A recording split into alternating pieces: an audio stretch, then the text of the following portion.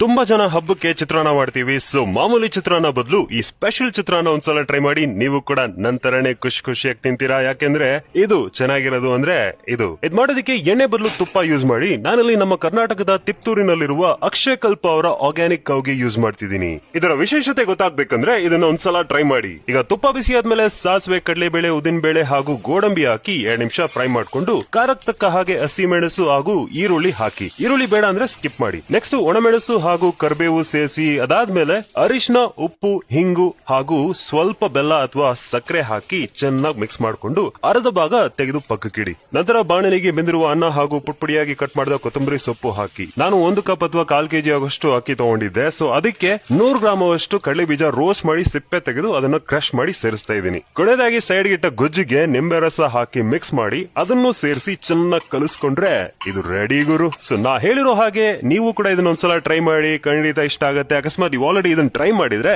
Comment ಮಾಡಿ ತಿಳಿಸಿ. Thank you.